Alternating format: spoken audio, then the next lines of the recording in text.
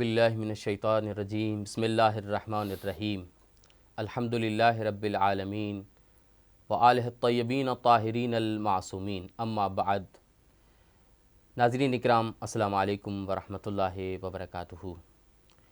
سرزمین مقدس Najaf Ashraf جوار امیر کائنات سے ایک دفعہ پھر ہیئت مصطفیٰ کے توسط سے قناۃ النعیم کی خصوصی نشریات فیضان رمضان میں آپ کا میزبان ثابت علی سعیدی حاضر خدمت ہوں۔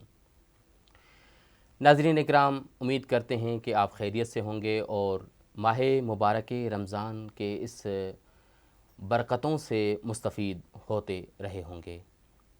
ناظرین اکرام، اس پروگرام میں جس موضوع پر ہم گفتگو کرنے جا رہے ہیں وہ موضوع ہے کہ روزے کے فوائد جسمانی اعتبار سے کیا ہیں۔ اس نشست کو زینت بخشی ہے حجت الاسلام والمسلمین قبلہ نجف علی نجفی صاحب نے۔ قبلہ السلام علیکم ورحمۃ اللہ وبرکاتہ۔ وعلیکم السلام ورحمۃ اللہ تعالیٰ وبرکاتہ۔ قبلہ ایک دفعہ پھر آپ کا شکریہ ادا کرتے ہیں کہ آپ پروگرام میں تشریف لائے، آپ کا شکریہ ادا کرتے ہیں، مولا آپ کو سلامت رکھے۔ شکر گزار ہیں آپ کی۔ قبلہ جیسے کہ آپ جانتے ہیں کہ روزے کے کافی سارے فوائد ہیں، کیا روزے کے جسمانی فوائد بھی وارد ہوئے ہیں، ذکر ہوئے ہیں کہ جسمانی اعتبار سے روزے کے کیا فائدے ہیں، اور اس کے بعد کیا زیادہ کھانا کیا جسم کے لیے مضر ثابت ہو سکتا ہے؟ بسم اللہ الرحمن الرحیم۔ قبلہ بہت ہی بہترین سوال ہے کہ کیا روایت میں بھی اس طرح سے کہ روزہ صرف عبادت کی حد تک محدود ہے یا انسان کے جسمانی صحت پر بھی اثر انداز ہوتا ہے، اس طرف اشارہ ہے۔ جی بالکل، رسول خدا کی مشہور اور معروف حدیث ہے کہ صوموا تصحوا، روزہ رکھو تاکہ تم صحت مند بنو۔ یہ حدیث خیر دلیل ہے کہ روزہ نہ صرف جو ہے وہ ایک روحانی غذا ہے بلکہ روزہ انسان کے جسمانی صحت کے لیے بھی ایک اچھی چیز ہے۔ تبھی تو سرکار نے فرمایا کہ صوموا تصحوا، بلکہ قرآن کی یہ جو آیت ہے کہ وَأَن تَصُومُوا خَيْرٌ لَكُمْ إِن كُنتُمْ تَعْلَمُونَ، کہ تم روزہ رکھو کہ یہ تمہارے حق میں بہتر ہے۔ کوئی طبیب ہمیں کہتا ہے، کوئی جاننے والا کہتا ہے کہ یہ کام کرو تمہارے لیے اچھا ہے، تو ہم کرتے ہیں، کیونکہ کہتے ہیں فلاں آدمی نے جو صاحب خبرہ ہے اس نے کہا ہے تبھی ہم کر رہے ہیں۔ اب وہ خالق یا اس کا نبی رسول خدا صلی اللہ علیہ وآلہ وسلم فرما رہے ہیں کہ روزہ تمہارے حق میں بہتر ہے، روزہ رکھو تم صحت مند بن جاؤ گے، تو یقیناً یہ روزہ جو ہے وہ انسان کی صحت کے لیے جو ہے وہ ایک بہترین چیز ہے۔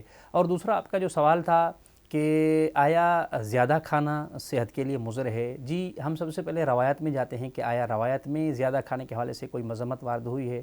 تو دیکھیے، امام کاظم علیہ السلام کا ایک فرمان ہے عالی شان مولا کا، مولا فرماتے ہیں کہ اگر لوگ کھانے پینے میں اعتدال اختیار کرتے تو ان کے جسم بھی معتدل ہوتے۔ آج جو چہروں کے بگاڑ ہے یا جسمانی جو ہے وہ صحت کے مسائل ہیں، یہ اکثر جو ہے کھانے پینے میں افراط اور تفریط کی وجہ سے ہے۔ کھانا کتنا ہی لذیذ کیوں نہ ہو، کھانا کتنا ہی اچھا کیوں نہ ہو، لیکن اگر اس میں تفریط ہو جائے، اس میں زیادتی ہو جائے تو یقیناً یہ انسان کے جسم کے لیے مضر ہے۔ اور ایک حدیث کی کتاب میں ہے کہ حضرت عیسیٰ علیہ السلام جو ہے وہ بنی اسرائیل سے خطاب کر کے فرما رہے تھے کہ جب تک تمہیں بھوک نہ لگے تب تک تم کھانا نہ کھاؤ، اور ابھی تمہارے پیٹ میں بھوک باقی ہو تو دسترخوان سے اٹھ جاؤ اور زیادہ مت کھاؤ کہ اس سے تمہاری گردنیں موٹی ہو جائیں گی اور تم اپنے رب کو بھول جاؤ گے۔ تو اس طرح سے اور بھی متعدد فرامین موصومین علیہ السلام کے موجود ہیں، جس میں امام صادق علیہ السلام سے ہے کہ اللہ پاک زیادہ کھانے والے کو جو ہے وہ مبغوض رکھتا ہے، خدا پسند نہیں کرتا کہ کوئی انسان پیٹ بھر کے کھائے، بلکہ امام صادق علیہ السلام کے ایک حکیمانہ فرمان ہے مولا کا۔ امام فرماتے ہیں کہ انسان جب کھانا کھائے تو اپنے پیٹ کو 3 حصوں میں تقسیم کرے، ایک حصہ کھانے کے لیے، ایک جو ہے وہ پانی کے لیے، اور تیسرا حصہ انسان سانس کے لیے جو ہے وہ باقی رکھے۔ سبحان اللہ، ماشاء اللہ۔ قبلہ واقعاً حقیقت بھی اگر دیکھی جائے تو اگر انسان زیادہ کھاتا ہے تو کاہلی پیدا ہوتی ہے۔ عبادات میں دیکھا جائے تو عبادات انسان نہیں کر سکتا زیادہ کھانے کی وجہ سے، انسان کے اندر ایک کیفیت جب طاری ہو جاتی ہے تو واقعاً، اور اس کی کوئی مصلحت ہے کہ خداوند عالم نے اس کو جو ہے نا منع قرار دیا ہے، یا مباحات و مکروہات کی شاید یہی وجہ ہو سکتی ہے۔ قبلہ آخری سوال اس پروگرام کا کہ جدید طب سائنس، یعنی سائنس کی نظر میں روزے کو یعنی سائنس مفید قرار دیتی ہے یا مضر قرار دیتی ہے؟ یعنی انسان کے لیے روزہ سائنس کی نظر میں مفید ہے یا مضر ہے؟ اس پہ روشنی ڈالیں۔ جی قبلہ، یہ ایک بہترین آپ کا سوال ہے کہ جس طرح سے اشکال ہوتا ہے آج کل کہ کیا کہ یہ روزہ تو اس زمانے میں ہوتا تھا کہ جب غربت اور فقر کا زمانہ تھا، لوگوں کے پاس کھانے کے لیے کچھ نہیں ہوتا تھا، تو اس زمانے میں لوگ روزہ رکھتے تھے. اب تو سب کچھ موجود ہے، تو اب روزے کا کیا فائدہ؟ ہمارے معاشرے میں اس طرح پایا جاتا ہے. تو دیکھیے کوئی انسان قرآن کو مانے یا نہ مانے یہ علیحدہ بحث ہے، نہیں مانتا مثلا حدیث کو بھی نہیں مانتا، لیکن سائنس چونکہ تجرباتی علم ہے، وہ تجربے کی بنیاد پر بات کرتا ہے. تو سائنس نے جو سائنسدان ہیں، جو ڈاکٹر ہیں، میڈیکل طب سے تعلق رکھتے ہیں، انہوں نے تحقیقات کی ہیں کہ آیا روزہ جسم کے لیے نقصان دہ ہے یا فائدہ مند ہے. تو چند جو چیزیں میں نے جو ہے وہ مختلف جو ہے سائنسدان اور جو ہے اس طب سے تعلق رکھنے والے لوگ ہیں، ان کی تحقیقات کا ایک نتیجہ ہے، جو چند چیزیں میں آپ کے سامنے عرض کرنا چاہتا ہوں. پہلے جو فرماتے ہیں کہ روزے کا ایک فائدہ یہ ہے کہ انسان میں سیلف کنٹرول اور ول پاور بڑھ جاتا ہے. سیلف کنٹرول کیا ہے کہ انسان جو ہے اپنے آپ پر قابو پانا، اور ول پاور کچھ چیز کرنے کا ارادہ ہو جو روزے کے بغیر انسان نہیں کر سکتا لیکن روزے کے حالت میں کر لیتا ہے. روزے کے بغیر جو ہے وہ مثال کچھ چیز انسان نہیں چھوڑ سکتا لیکن روزے کے حالت میں چھوڑ دیتا ہے. اس کا سبب کیا ہے؟ سائنسدان کہتے ہیں کہ جب انسان بھوک کے عالم میں ہوتا ہے نا، جب روزے کی حالت میں ہو، انسان کے پیٹ میں کچھ نہ ہو، تو انسان کا جو دماغ ہے اس کی فنکشننگ جو ہوتی ہے وہ بہتر ہو جاتی ہے. کیسے؟ وہ کہتے ہیں کہ جو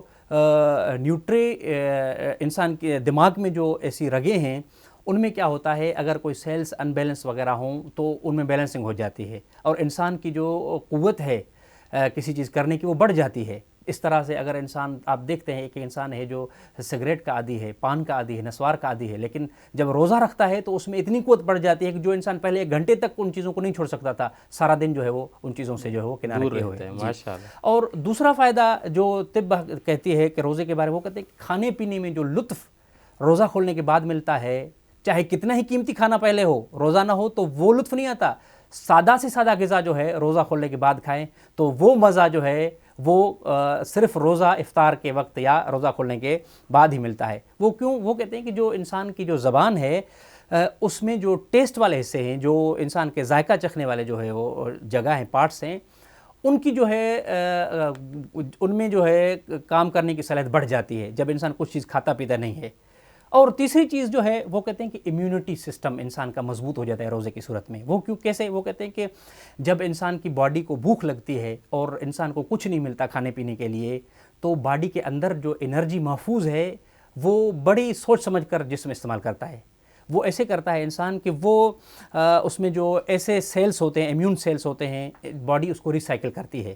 اس میں جو ایسے سیلز ہوتے ہیں کہ جو ڈیمیج ہیں، جو کام کے نہیں ہیں، تو اس کو باڈی جو ہے وہ کیا کرتی ہے، خارج کر دیتی ہے، اور اس جگہ پہ نئے سیلز بننا شروع ہو جاتے ہیں. اور جب نئے سیلز بنتے ہیں تو اس طرح سے انسان کی امیونٹی جو ہے بوسٹ ہو جاتی ہے اور جو ہے وہ مضبوط ہو جاتی ہے، اور بیماریوں سے انسان کا کرنے کی صلاحیت جو ہے وہ بڑھ جاتی ہے. چوتھی چیز، خوشی کا احساس. سائنسدان کہتے ہیں کہ روزے کی حالت میں انسان میں خوشی کا احساس بڑھ جاتا ہے. وہ کہتے ہیں کیوں؟